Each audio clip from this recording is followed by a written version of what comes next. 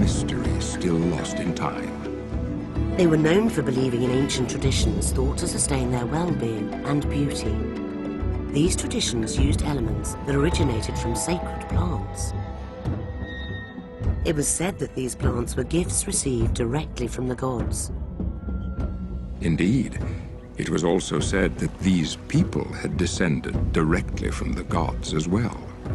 Whatever their origins, some 2,000 years before Columbus discovered a new world far across the Atlantic Ocean, these explorers would set off towards the east, into the currents of the more daunting Pacific, a people in search of destiny.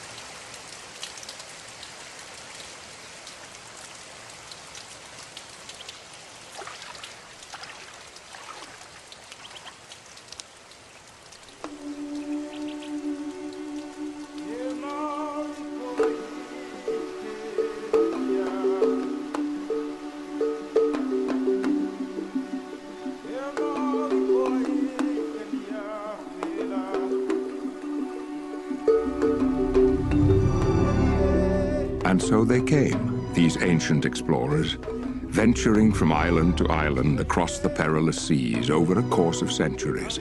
Stewards of the ancient gifts, they carried forth their treasures, planting and nourishing these wonders of nature, which would bless their lives and the lives of generations to come. Whenua, te whenua. Te rai, e te rai. Ei te atua e. Mai te mai te e hotu. Here, in this most perfect environment, alongside their sacred plants, these people would flourish.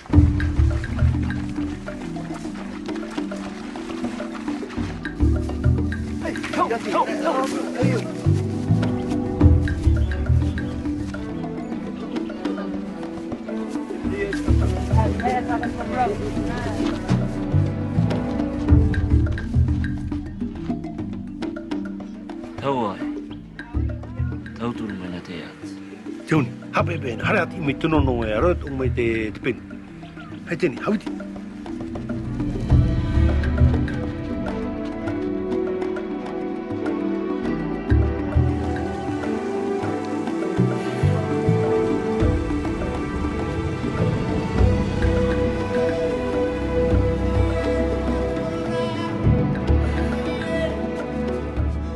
Most prized and revered among the sacred plants received from the ancients was a peculiar fruit-bearing tree, referred to as Noni.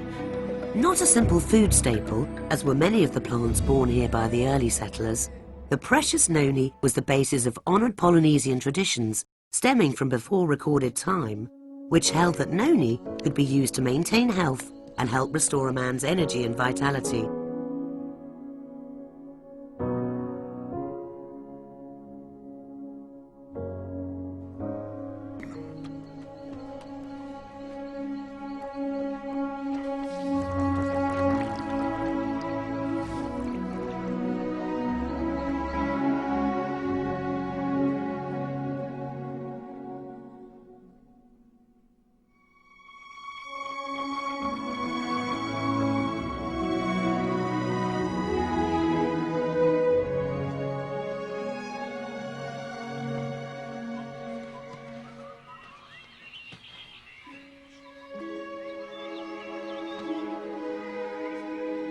Indeed, the lives and culture of the early Polynesian people were profoundly blessed by the mystical Noni. Their destinies were intricately intertwined. Together, they had been swept away to this remote island paradise from which all Polynesia would spring. Here, nurtured by pristine bounty, they had thrived. And yet to the rest of the world, these people and their sacred Noni were otherwise forgotten or unknown. But such would not last forever. Nearly 2 centuries later, Ralph M. Heineke would receive his doctorate in biochemistry from the University of Minnesota. Upon this accomplishment, his first desire was to escape the cold Minnesota winters, and so he took a job with the Dole Pineapple Company in Hawaii. My assignment was to find application for the enzyme which I had to develop a method for producing from the pineapple stem. Here was this tropical island with many plants which I had never seen before. And among them was a strange green fruit called Noni. Based on the findings of his research, Ralph Heineke would publish key articles in several scientific journals on the beneficial properties of the Noni plant. Within only a few years, these articles would spark the interest of a man being led on his own journey of discovery. Through the initial discoveries of this fruit, I realized the great potential. And it was when I came across a paper by Ralph Heineke. He described in this paper the mechanism of how and why it works. Everywhere I went on the island of Tahiti, the most interesting things happened. The native Tahitians began telling me stories of the nono fruit, how it helped their grandmother, or their grandfather, their aunt, their uncle. But there was still a major obstacle. There simply wasn't enough fruit to support a large company. Through a translator, however, I learned that there was a super abundant supply of the nono fruit on the islands of Marquesas, nearly 1,000 miles away.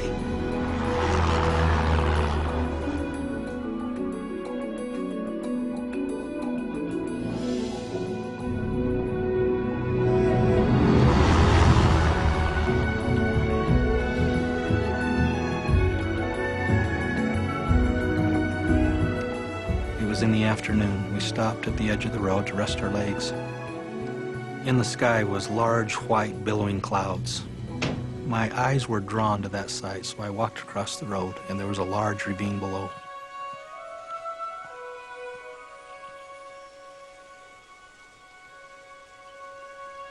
It was a stunning sight. The valley was just full of this fruit.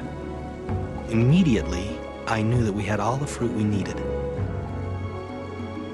It wasn't a secret, but yet the world didn't know about it.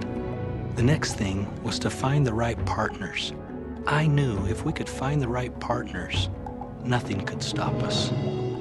Soon after rediscovering the secret of the Noni, John Wadsworth was joined by Stephen Story, Kerry Acey, Kim Acey, and Kelly Olson. The gift of Noni had been handed to a new generation and to a new set of stewards. From across the wide Pacific and into the Rocky Mountains of Utah, what would become of this precious gift? What would these new stewards, a company called Tahitian Noni International, do with this awesome responsibility? We are heirs. We have become part of this story.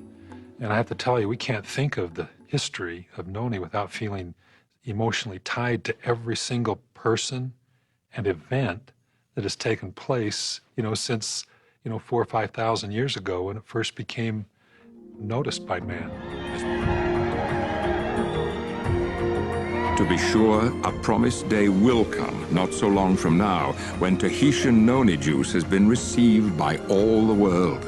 A day when this singular fruit from this exotic corner of the earth is planted in the hearts and minds of people everywhere. For Tahitian Noni juice, a day of fulfilled destiny.